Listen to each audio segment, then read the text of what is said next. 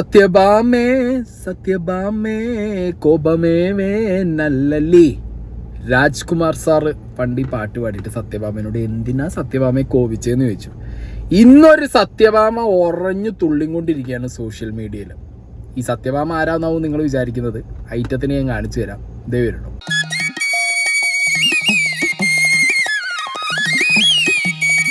എന്താ ചേച്ചീന്റെ വരവ് അല്ലേ? ചേച്ചി ആരാന്ന് പറഞ്ഞാ മോഹിനിയാട്ടം പെൺകുട്ടികളെ ചെയ്യാവൂ എന്നാണ് എൻ്റെ അഭിപ്രായം. കലാമണ്ഡലം സത്യഭാമ പെൺകുട്ടികളല്ലാതെ ഇനി ഒരുത്തനും മോഹിനിയാട്ടം കളിക്കരുത്. ഒരാളും മോഹിനിയാട്ടം കളിക്കരുത്. ഏത് മോഹനനാണോ ഇവിടെ ഉള്ളവര്? മോഹിനിയല്ലേ കളിക്കണ്ടേ എന്നാണ് സത്യഭാമ ചേച്ചി ചോദിക്കുന്നത്. പിന്നെ അത് മാത്രമല്ല, സത്യഭാമ ചേച്ചിക്ക് വേറെയും കുറച്ച് കുത്തിക്കഴപ്പുണ്ട്. കറുപ്പിനെതിരെ വെറുപ്പ്, വംശീയാധിക്ഷേപം തുടർന്ന് നർത്തകി സത്യഭാമ. കറുത്ത കുട്ടികൾ മത്സരത്തിന് വരേണ്ട, മോഹിനിയാട്ടം അവതരിപ്പിക്കേണ്ടത് മോഹിനിയാവണം, മോഹനനാകരുത്. അപ്പോൾ കലാമണ്ഡലം സത്യഭാമ എന്തിനാണ് കോപിച്ചത്? വിഷയങ്ങളുടെ തുടക്കം എവിടെയാണെന്നുള്ളത് പലർക്കും സംശയം കാണും. അപ്പോൾ നമ്മുടെ മണിച്ചേട്ടൻ്റെ ബ്രദറിന് എത്ര പേർക്ക് അറിയുമെന്ന് അറിയില്ല, അത്യാവശ്യം എല്ലാവർക്കും അറിയുമായിരിക്കും. RLV രാമകൃഷ്ണൻ എന്നാണ് ഈ വ്യക്തിയുടെ പേര്. RLV രാമകൃഷ്ണൻ. അദ്ദേഹം ഡാൻസിന് വേണ്ടി, ഇപ്പോൾ നമ്മൾ പറയില്ലേ ശോഭന ചേച്ചി ഡാൻസിന് വേണ്ടി ജീവിതം ഒഴിഞ്ഞു വെച്ചു, അതേപോലെ തന്നെ ഒരു മനുഷ്യനാണ്. ഡാൻസിന് വേണ്ടി കംപ്ലീറ്റ് ലൈഫ് മാറ്റി വെച്ചൊരു മനുഷ്യനാണ് നമ്മുടെ മണിച്ചേട്ടൻ്റെ ബ്രദർ. മൂപ്പരുടെ കുറേ ഡിഗ്രി കാര്യങ്ങളൊക്കെ ആട്ടെ, MA Mohiniyattam, MPhil, PhD, UGC net holder, ഇങ്ങനെ കുറേ അങ്ങേര് ഡാൻസിന് വേണ്ടി ജീവിതം മാറ്റി വെച്ച ഒരാളാണ്. അപ്പോൾ ഈ സത്യഭാമ, കലാമണ്ഡലം സത്യഭാമ ഈ അടുത്ത് ഒരു ചാനലിന് കൊടുത്ത ഒരു ഇൻ്റർവ്യൂവിൽ കുറച്ച് കാര്യങ്ങൾ പറയുന്നുണ്ടേ. അതിൽ ഈ RLV രാമകൃഷ്ണൻ, നമ്മളെ കലാഭവൻ ചേട്ടൻ്റെ ബ്രദറിനെ കുറിച്ച് പറഞ്ഞത്, കാക്കയുടെ നിറം മോഹിനിയാട്ടത്തിന് കൊള്ളില്ല. കലാഭവൻ മണിയുടെ സഹോദരൻ RLV രാമകൃഷ്ണനെ അധിക്ഷേപിച്ച് കലാമണ്ഡലം സത്യഭാമ. ഇപ്പം സത്യഭാമ ഏതാ ഐറ്റം എന്ന് നിങ്ങൾക്ക് മനസ്സിലായല്ലോ. അപ്പോൾ ഇതിനെ തുടർന്നിട്ട് ഈ ഒരു എന്താ പറയുക, നിറം പറഞ്ഞിട്ടുള്ള ആ ഒരു അധിക്ഷേപം മൂപ്പർക്ക് സഹിക്കാൻ പറ്റിയില്ല. ഓക്കെ, മൂപ്പര് ഫേസ്ബുക്കിലൊരു പോസ്റ്റാണ് ഇട്ട്. 20 മണിക്കൂർ മുമ്പെയാണ് RLV രാമകൃഷ്ണൻ പോസ്റ്റ് ഇട്ടിട്ടുള്ളത്. പ്രിയ കലാസ്നേഹികളെ, കലാമണ്ഡലം എന്ന അതുല്യനാമം പേരോട് ചേർത്ത ഒരു കലാകാരി എന്നെ വീണ്ടും വീണ്ടും അധിക്ഷേപിച്ചു കൊണ്ടിരിക്കുന്നു എന്ന് പറഞ്ഞിട്ട് ആ പോസ്റ്റ് ഇങ്ങനെ പോവുകയാണ്. ഞാൻ കാക്ക പോലെ കറുത്തവനാണെന്നും ശരീരത്തിന് നിറവും സൗന്ദര്യവും ഉള്ളവൻ മാത്രമേ മോഹിനിയാട്ടം കളിക്കാൻ പാടുള്ളൂ എന്നും എന്നെ കണ്ടാൽ പെറ്റ തള്ള പോലും സഹിക്കില്ല എന്നും സുന്ദരികളായ സ്ത്രീകൾ മാത്രമേ മോഹിനിയാട്ടം കളിക്കാൻ പാടുള്ളൂ എന്നും എനിക്ക് വിദ്യാഭ്യാസ യോഗ്യതയില്ല എന്നൊക്കെയാണ് ഇവർ ആക്ഷേപം ഉന്നയിച്ചുകൊണ്ടിരിക്കുന്നത്. ഓക്കെ, പിന്നെ ഇവർ തമ്മിൽ കുറേ മുന്നേ മുതലേ പ്രശ്നങ്ങളുണ്ട്. അപ്പോൾ എന്താണെങ്കിലും RLV രാമകൃഷ്ണൻ നീണ്ടൊരു പോസ്റ്റ് ഇട്ടിട്ടുണ്ട്. അതിൽ കുറച്ചധികം കാര്യങ്ങൾ പറയുന്നുണ്ട്. എന്താണ് ഈ പറഞ്ഞ കലാമണ്ഡലം സത്യഭാമ ആ ന്യൂസ് ചാനലിന് കൊടുത്ത ഇൻ്റർവ്യൂവിൽ പറഞ്ഞെന്നുള്ളത് നമുക്കൊന്ന് നോക്കാം. എന്നിട്ട് RLV രാമകൃഷ്ണൻ എന്ന് പറഞ്ഞ വ്യക്തിയെ പേരെടുത്തല്ല ഇവർ പറഞ്ഞ എൻറ്റയർ ഇൻ്റർവ്യൂവിലും ചാലക്കുടി ഭാഗത്തുള്ളൊരു കലാകാരൻ എന്ന് പറഞ്ഞിട്ടാണ് ഇവർ പറഞ്ഞു തുടങ്ങുന്നത്. എന്താണെങ്കിലും ഇവർ പറഞ്ഞത് എന്താ നോക്കാം. പറയാനായിട്ട് ഏതോ പിന്നെ ഒരു സ്ഥാപനത്തിൽ ഡാൻസ് പഠിച്ചിട്ടുണ്ടെന്ന് പറയണം. ആ പഠിച്ച സാധനമൊന്നുമല്ല പുള്ളിക്കാരൻ ഇപ്പം കൈകാര്യം ചെയ്യുന്നത്. ഇപ്പം പുള്ളിക്കാരൻ പിന്നെ മോഹിനിയാട്ടമാണ് കൈകാര്യം ചെയ്യുന്നത്. ആ മോഹിനിയാട്ടം എന്ന് പറഞ്ഞാണ്ടല്ല, അത് ഒന്ന് പറഞ്ഞോട്ടെ, എന്നിട്ട് ബാക്കി പറയാം. മോഹിനി ആയിരിക്കണം എപ്പോഴും മോഹിനിയാട്ടം കളിക്കുന്ന ആൾക്കാർ. ഇയാൾ കണ്ടു കഴിഞ്ഞാൽ കാക്കേരം നിറം, എല്ലാം കൊണ്ടും കാല് കുറച്ചിങ്ങനെ അകത്തി വെച്ച് കളിക്കുന്ന ഒരു ആർട്ട് ഫോമാണ്. ഒരു പുരുഷൻ കാലും കവിച്ച് വെച്ചിട്ട് മോഹിനിയാട്ടം കളിക്കാന്ന് പറഞ്ഞാൽ ഇതുപോലൊരു അരോചകമില്ല. എൻ്റെ അഭിപ്രായത്തിൽ മോഹിനിയാട്ടം ഒന്നും ആമ്പിള്ളേർക്ക് പറ്റണമെങ്കിൽ അതുപോലെ സൗന്ദര്യം ഉണ്ടാവണം. ആമ്പിള്ളേരിൽ നല്ല സൗന്ദര്യമുള്ളവരില്ലേ, അവരായിരിക്കണം. ഇവനെ കണ്ടു കഴിഞ്ഞാണ്ടല്ല ദൈവം പോൽ പെറ്റ തള്ള സഹിക്കില്ല. അത്രയ്ക്ക് ഒരു അരോചക മോഹിനിയാട്ടം കൊണ്ടാണ് നടക്കുന്നത്. ഇതാണ് ലോകം മുഴുവൻ ഈ പിള്ളേരെയൊക്കെ പഠിപ്പിക്കുന്നത്. എന്നിട്ട് ഞാൻ അബുദാബിയിൽ നിന്ന് ഇവിടെ വന്നപ്പോഴത്തേക്ക് എന്ത് ജഡ്ജ്മെൻറ്റ്, നിങ്ങൾക്ക് മുദ്രകൾ വല്ലതും അറിയാവോ എന്നോട് ചോദിക്കുക. നാമമുദ്ര, സുമേഷിന് അതിനെക്കുറിച്ച് പറഞ്ഞറിഞ്ഞൂടാ, തിയറി പഠിച്ചാലേ അറിയുള്ളൂ. നാമമുദ്ര എന്താണെന്ന് അറിയാവോ? പറഞ്ഞത് കേട്ടല്ലോ, കൃത്യമായിട്ട് ഒരാളെ നിറം പറഞ്ഞ് അധിക്ഷേപിക്കുകയാണ്. അയാളെ പേര് പറഞ്ഞില്ല എന്ന് പറയുന്നുണ്ട്. ഇതിനിപ്പോൾ പേര് പറയേണ്ട ആവശ്യമുണ്ടോ സത്യഭാമേ? ഈ പറഞ്ഞ ഇൻ്റർവ്യൂവിൽ ഫുള്ള് നിങ്ങൾ പറയുന്നത് എന്താ? ചാലക്കുടി ഭാഗത്തുള്ള ഒരു കലാകാരൻ എന്ന് പറയുമ്പോഴത്തേക്ക് ഈ RLV രാമകൃഷ്ണൻ എന്ന് പറഞ്ഞ വ്യക്തിയെ അല്ലാതെ വേറെ ചാലക്കുടി ഭാഗത്തുള്ള മോഹിനിയാട്ടം കളിക്കുന്ന വേറെ ഏത് കലാകാരൻ ഇരിക്കണേ?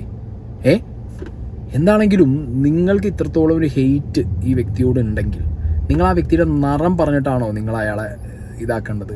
നിറം പറയുന്നു, പിന്നെ ആണുങ്ങൾ കളിക്കുന്നതിൽ തന്നെ സുന്ദരന്മാരായ ആണുങ്ങളുണ്ട് എന്നൊക്കെ ചോദിക്കുന്നുണ്ട്. ഞാൻ എൻ്റെ പൊളിറ്റിക്കൽ കറക്റ്റ്നെസ് ഒക്കെ ഒരു 2 മിനിറ്റ് മാറ്റി തള്ളച്ചി. നിങ്ങൾക്ക് എന്തിൻ്റെ കേടാ? അറിയാഞ്ഞിട്ട് ചോദിക്കുകയാണ്. കുത്തിക്കഴപ്പാണോ വയസ്സാം കാലത്ത്? നിങ്ങൾ ഈ പറയുന്ന വർത്താനം കൊണ്ട് എത്ര പേർക്ക് വിഷമിക്കുന്നുണ്ടാവും? നിങ്ങളൊന്ന് ആലോചിച്ച് നോക്കും. നിങ്ങൾ ആ എൻറ്റയർ ഇൻ്റർവ്യൂവിൽ പല സ്കാമിനെ കുറിച്ചും പറയുന്നുണ്ട്.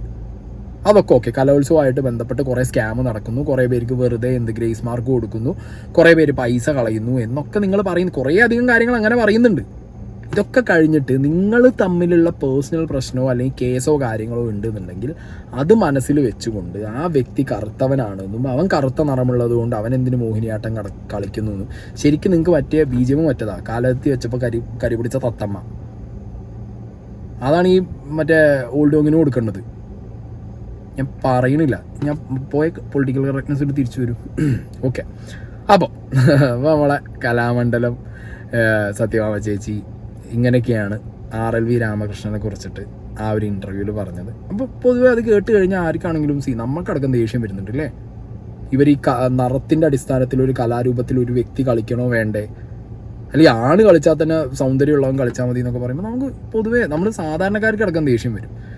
അതും കലാഭവൻ മണിച്ചേട്ടൻ്റെ ബ്രദർ എന്നും കൂടി കേൾക്കുമ്പോൾ നമുക്ക് ഭയങ്കര സങ്കടം. കാരണം അദ്ദേഹം ജീവിച്ചിരുന്ന സമയത്ത് തന്നെ അദ്ദേഹം ഇങ്ങനെയൊക്കെ പല എന്താ പറയുക അധിക്ഷേപങ്ങളും സിനിമാ ഫീൽഡിൽ നിന്നും ഒക്കെ അനുഭവിച്ചൊരു വ്യക്തിയാണ്. ഇന്ന് അദ്ദേഹം ഇല്ല, അദ്ദേഹത്തിൻ്റെ ബ്രദർ അത് അനുഭവിച്ചുകൊണ്ടിരിക്കുന്നത്.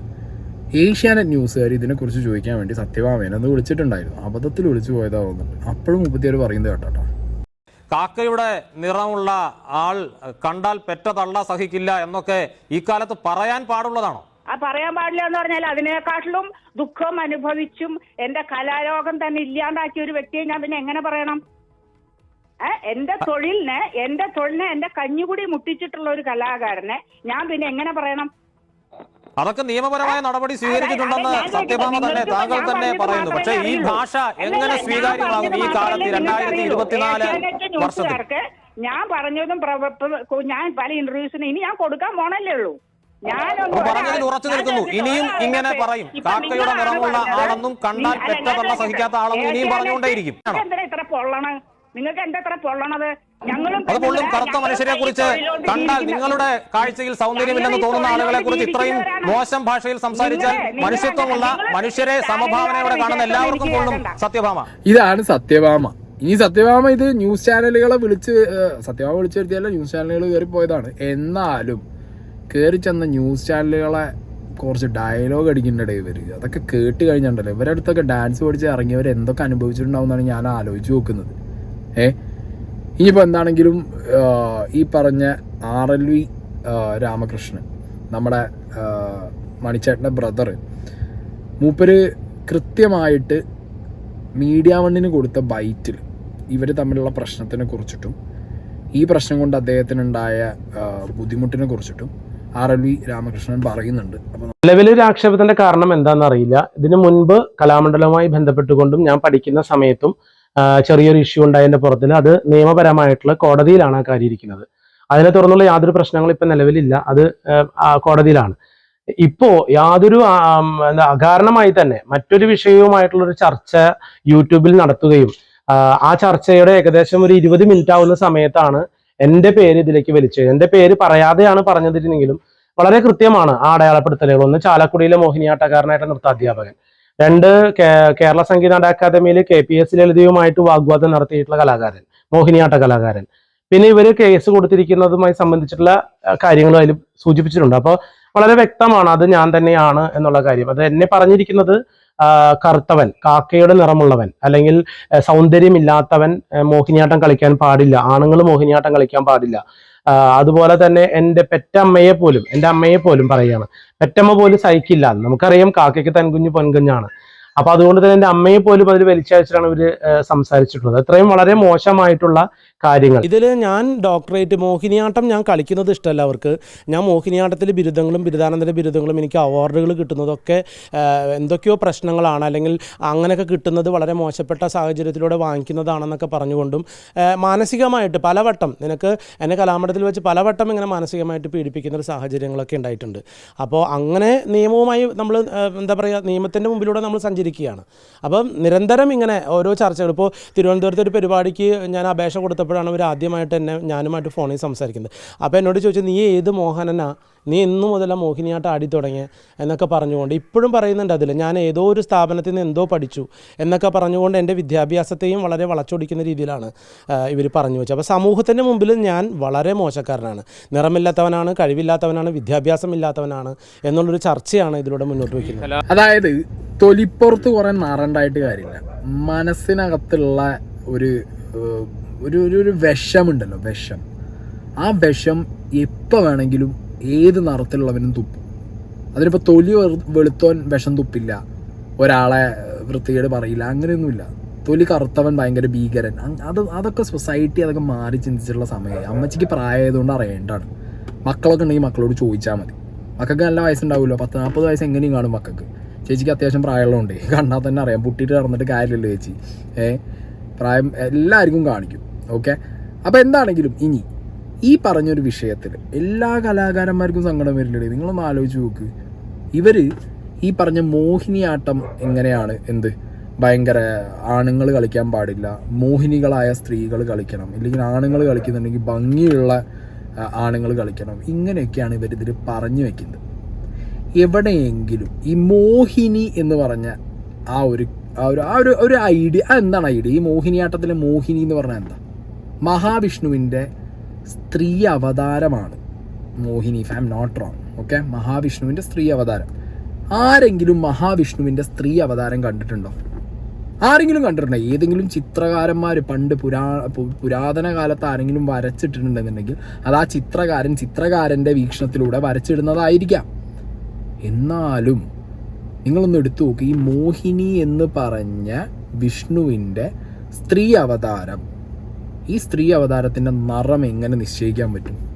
മോഹിനിയുടെ ആട്ടമാണ് മോഹിനിയാട്ടം അല്ലേ? അതും മഹാവിഷ്ണുവിൻ്റെ അവതാരമാണ്. അപ്പം മഹാവിഷ്ണു അവിടെ ആരാ? ആണായ മഹാവിഷ്ണുവിൻ്റെ സ്ത്രീ അവതാരം. അപ്പം എങ്ങനെ ഇവർക്ക് പറയാൻ പറ്റും സ്ത്രീകൾ മാത്രമേ കളിക്കാൻ പാടൂ? അപ്പം ഇങ്ങനെയൊക്കെ അത് പോസ്റ്റ്മോർട്ടം ചെയ്ത് പറയാൻ പറ്റും. അപ്പോൾ പിന്നെ ചേച്ചിക്ക് ഉത്തരം ഉണ്ടാവില്ല ഇതിൽ പറയാൻ. അതും പോട്ടെ, ഹിന്ദു ദൈവങ്ങളെ തന്നെ നിങ്ങൾ എടുത്തു നോക്ക്. ഹിന്ദു ദൈവങ്ങളിൽ ഒരു 90% ഹിന്ദു ദൈവങ്ങൾ ഒന്നില്ലെങ്കിൽ കറുത്തിട്ടോ നീല നിറമായിരിക്കും, നീലയോ കറുപ്പോ ആയിരിക്കും ദൈവങ്ങളുടെ നിറം പറയുന്നത്. അങ്ങനെ തന്നെയായിരിക്കും. ഈ വെളുപ്പിനോടുള്ളൊരു ആസക്തിയോ എങ്ങനെയുടെ ഇത് കയറി വരുന്നത് മനുഷ്യൻ്റെ മൈൻഡ്? ഇതൊക്കെ എന്താ പറയുക, ഏതോ നൂറ്റാണ്ടിലെ ചിന്തകൾ ഇപ്പോഴും കൊണ്ട് നടക്കുന്ന, ഇതൊക്കെ പാരമ്പര്യമാണ്, ഇതൊക്കെ ഭയങ്കര സംഭവമാണ്, വെളുത്തവർക്കാണ് ആദ്യത്വം കൂടുതൽ എന്നൊക്കെ പറഞ്ഞ് നടക്കുന്ന എന്ത് പറയണവർക്ക്. അതെന്താ പറയുക, വയസ്സും പ്രായമായി, വാട്സാപ്പ് യൂണിവേഴ്സിറ്റിൻ്റെയും മുന്നത്തെ കാലഘട്ടത്തിൽ ജനിച്ച് വളർന്നവരോട് ഇപ്പോൾ പറഞ്ഞിട്ട് പ്രത്യേകിച്ച് കാര്യമൊന്നുമില്ലല്ലോ. മക്കളോ കുടുംബക്കാരോ ഉണ്ടെങ്കിൽ പഠിപ്പിച്ചു കൊടുക്കുക. പാവിട്ട വർത്താനം. ആകെ ഒരു കാര്യം കൃത്യമായിട്ട് അറിയാം, ഞാൻ ആരെയും പേരെടുത്ത് പറഞ്ഞില്ലല്ലോ, അതുകൊണ്ട് കേസായാലും എനിക്ക് വിഷയമില്ല എന്നുള്ളത്. അത് കൃത്യമായിട്ട് എല്ലാ മീഡിയാസും വന്ന് ചോദിക്കുമ്പോൾ ഇരുന്ന് വിളമ്പുന്നുണ്ട്. ഇനി ന്യൂസ് ചാനലുകാർ പോയപ്പോൾ അവരോട് 36 അടിച്ച 3-4 ഡയലോഗ് ഉണ്ട്. എനിക്ക് എൻ്റെ അഭിപ്രായം പറയാൻ പാടില്ലെന്ന് വല്ല നിയമമുണ്ടോ? ഞാൻ പറയും. ഒരു മര്യാദയും മാനദണ്ഡമൊന്നുമില്ല. ഞാൻ എൻ്റെ സ്വന്തം അഭിപ്രായത്തിന് സംസാരിച്ചു. ഇനിയിപ്പോൾ എന്തോന്നാ പബ്ലിക്കായിട്ട് എന്ത് സംസാരിച്ചാലും, ഒരു കവലയിലൊന്നും ഇവിടെ ഒന്നും സംസാരിച്ചാൽ ഞാൻ ഒരു വ്യക്തിയുടെ പേര് പറഞ്ഞാലേ പ്രശ്നമുള്ളൂ, ഞാൻ ഒരു ജാതി മതം പറഞ്ഞാലേ പ്രശ്നമുള്ളൂ. ഇതെന്തൊരു പാട് പിന്നെയും പറയും. കറുപ്പ് വെളുപ്പെന്ന് ഞാൻ ചോദിക്കട്ടെ, സങ്കടം സന്തോഷം, കറുപ്പ് വെളുപ്പ്, രാവ് പകല്, ഇതൊക്കെ എന്തിനാ വാക്കുകൾ? പിന്നെ വാക്കുകൾ എന്തിനാന്ന് ചോദിച്ചല്ലോ. 10 വാക്കുകൾ അങ്ങോട്ട് പറഞ്ഞാൽ എങ്ങനെ ഉണ്ടാവും? ഒരുമാതിരി മറ്റേ വട്ടത്തില് സൂര്യൻ പറയുന്നില്ല. എന്താ പറയുക, നമ്മൾ പറഞ്ഞു കഴിഞ്ഞാൽ നമ്മൾ അവരെ ലെവലിൽ ഇറങ്ങി പോകേണ്ട ഒരു അവസ്ഥയായിരിക്കും. അതുകൊണ്ടൊന്നും പറയുന്നില്ല. നിങ്ങളെ നല്ല ഒരു കറുത്ത ഒരു കുട്ടീനെ കൊണ്ടുപോവാ. ഇപ്പോഴത്തെ കുറെ പയ്യന്മാര് മേക്കപ്പിന് നല്ല നോക്കിട്ടെ ഞാൻ പറയട്ടെ, ഇയാള് മിണ്ടായി ഒരു നല്ല ഇത്തിരി നിറം കുറവുള്ള കറുത്ത കുട്ടീനെ കൊണ്ടുവന്നിട്ട് നിങ്ങൾ ഇപ്പം മേക്കപ്പ് ചെയ്യുന്ന പണ്ടത്തെ മേക്കപ്പ് ആർട്ടിസ്റ്റുകളൊന്നുമല്ല. ചില പയ്യന്മാരൊക്കെ ചെയ്യുന്നത് കണ്ടാണ്ടല്ല നമ്മൾ കുട്ടികളെ പോലും തിരിച്ചറിയില്ല. ആ തരത്തിൽ ചെയ്യുന്ന മേക്കപ്പ് ചെയ്യുന്ന പയ്യന്മാരുണ്ട്. അങ്ങനെ കുറേ കുട്ടികൾ ഇപ്പം രക്ഷപ്പെടുന്നുണ്ട് മത്സരത്തിന് വന്നിട്ട്. അറിയേയില്ല ആ കുട്ടി ഇങ്ങനെ ഒരു നിറം മേക്കപ്പിൽ കാര്യമുണ്ട്. അല്ലല്ല കളിക്കും ചെയ്യും. എന്നാലും കറുത്ത കുട്ടി മേക്കപ്പ് ഇടുന്നതുകൊണ്ട് രക്ഷപ്പെട്ടു പോകണു എന്നുള്ളത്. പൊന്നു തള്ളേ, എന്ത് വിവരക്കാടാ വിളിച്ചു പറഞ്ഞുകൊണ്ടിരിക്കുന്നത്. ഇടേ ആരും ഇല്ലടേ ഇതിന് പറഞ്ഞു മനസ്സിലാക്കി കൊടുക്കാൻ വേണ്ടിയിട്ട്. ഇങ്ങനെയൊക്കെ ഇവരൊരു നൃത്തം പഠിപ്പിക്കുന്ന ഒരു അധ്യാപികയല്ലേ, സ്വയം നൃത്തത്തിനെ എന്താ പറയുക അതൊരു പ്രൊഫഷനായിട്ട് എടുത്തൊരു വ്യക്തിയല്ലേ. നിങ്ങൾ സ്വന്തമായൊരു എന്താ പറയുക സ്ഥാപനം നടത്തുന്നില്ലേ കുട്ടികളെ നൃത്തം പഠിപ്പിക്കാൻ. ആ സ്ഥാപനത്തിൽ ഇരുന്നു കൊണ്ട് വരുന്നേയും പോകുന്നേയും കുട്ടികളുടെ നിറം നോക്കിയിട്ട് ആ കുട്ടികളുടെ ഫീസ് വാങ്ങി ഞം തിന്നണേന് ചേച്ചിക്ക് ഒരു കുഴപ്പമില്ലേ? അതോ ഇനി തിന്നിട്ട് രാവിലെ ബാത്റൂമിൽ പോണതിൻ്റെ നിറം നോക്കുമോ ചേച്ചി? അല്ല, എല്ലാത്തിനും നിറം നോക്കുമെന്ന് അറിയില്ലല്ലോ നമുക്ക്. ഇതിൻ്റെ അടിയിൽ കൂടി പോണത് വെളുത്ത മാത്രമേ പോകാൻ പാടൂ എന്ന് പറഞ്ഞു കഴിഞ്ഞാൽ ചിലപ്പോൾ അങ്ങനെയൊക്കെ നിർബന്ധം കാണും ഇങ്ങനത്തെ ആളുകൾക്ക്. അമേദി ഭോഗിനി അല്ലാതെ എന്ത് പറയാനാണ്. കഴിഞ്ഞിട്ടില്ല, ഒരു 2-2.5 മിനിറ്റ് ഇൻ്റെ പൊന്നെ ഒരു സാധനം കൂടി ഉണ്ട്. അത് കഴിഞ്ഞിട്ട് കുറച്ച് എന്തെങ്കിലും പറഞ്ഞിട്ട് നിർത്താം. എനിക്ക് ഈ ടോപ്പിക്ക് ഇതിനൊക്കെ ഉണ്ടല്ലോ വർത്താനം പറയാൻ തന്നെ എനിക്ക് ദേഷ്യമാണ്. അതുകൊണ്ട് ഇപ്പൊ എന്ത് കുഴപ്പം? പഠിക്കണോണ്ട് എന്ത് കുഴപ്പം?